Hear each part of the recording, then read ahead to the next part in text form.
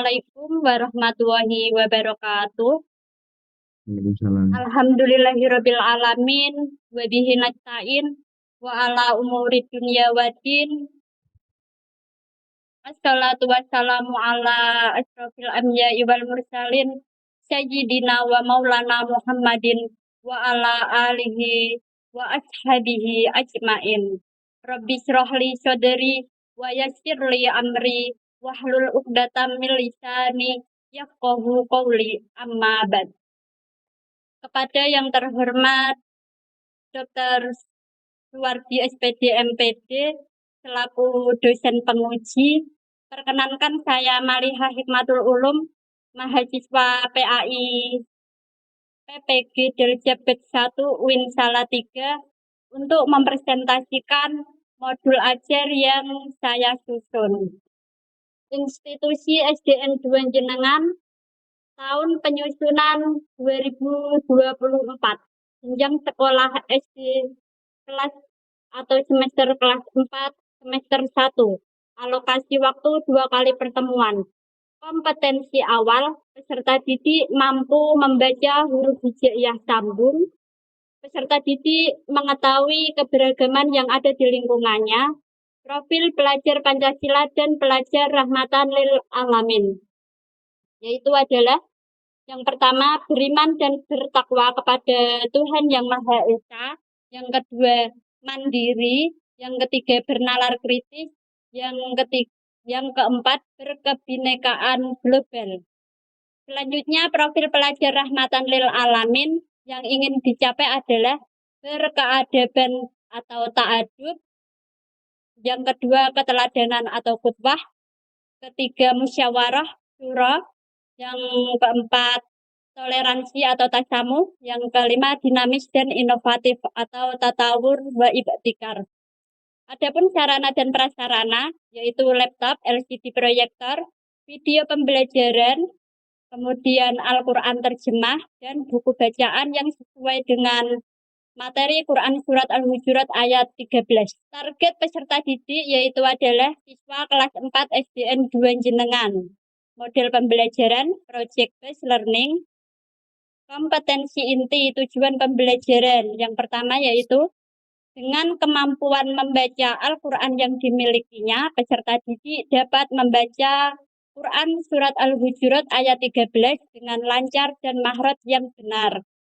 Yang kedua, dengan melihat PowerPoint materi Quran Surat Al-Hujurat ayat 13, peserta didik dapat membaca Quran Surat Al-Hujurat ayat 13 dengan hukum bacaan tajwid yang baik dan benar. Yang ketiga yaitu adalah dengan melihat video materi Quran Surat Al-Hujurat ayat 13, peserta didik dapat mengidentifikasi perbedaan karakteristik masyarakat dengan menggunakan bahasanya sendiri. Adapun kriteria ketercapaian tujuan pembelajarannya yaitu adalah yang pertama, peserta didik mampu membaca Quran Surat Al-Hujurat ayat 13 dengan lancar dan makhraj yang benar. Yang kedua, peserta didik mampu menjelaskan hukum bacaan tajwid Quran Surat Al-Hujurat ayat 13 dengan baik dan jelas. Peserta didik mampu mengidentifikasi minimal 3 perbedaan karakteristik masyarakat yang ada di lingkungannya dengan tepat. Cukup Bu. Terima kasih Bapak. Sebutkan teori-teori belajar. Teori belajar yang saya gunakan di sini adalah teori belajar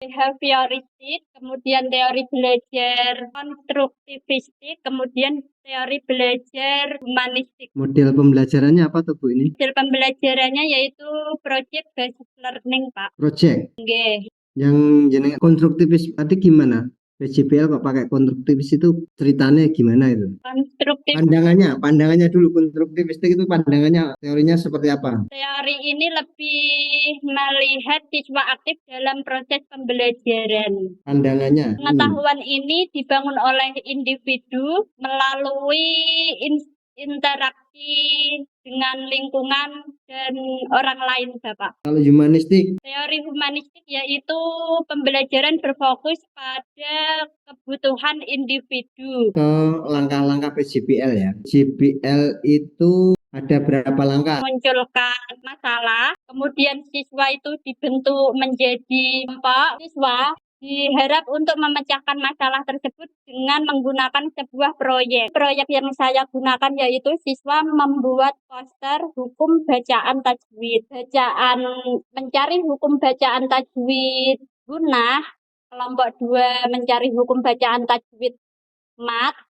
Kemudian yang ketiga yaitu kelompok ketiga mencari hukum bacaan nun mati atau tanwin. Sekarang tujuannya Bu, tujuan siswanya apa itu? Adapun tujuan siswa di sini yaitu siswa dapat memahami pelajaran tersebut atau ketika nanti siswa itu di rumah atau di sekolah, siswa tersebut bisa membaca Al-Quran dengan Bu, perhatikan Pak Wardi.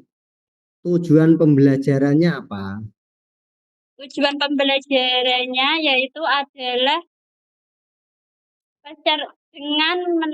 dengan kemampuan membaca Al-Quran yang dimilikinya, peserta didik dapat membaca Al-Quran ayat 13 dengan lancar dan makhraj yang benar. Kemudian peserta didik dapat yaitu adalah A, membaca Quran surat Al-Hujurat ayat 13 yaitu D atau degree. Kemudian dengan lancar dan makhraj yang benar yaitu adalah B, behavior. Kondisinya apa kondisinya? Kondisinya dengan kemampuan membaca Al-Quran yang dimilikinya. Cara mengevaluasinya pakai apa Bu? Cara mengevaluasinya menggunakan ABC Bapak. Instrumen evaluasinya pakai apa gitu aja jenengan? Instrumen evaluasinya yaitu menggunakan asesmen diagnostik, formatif, dan sumatif.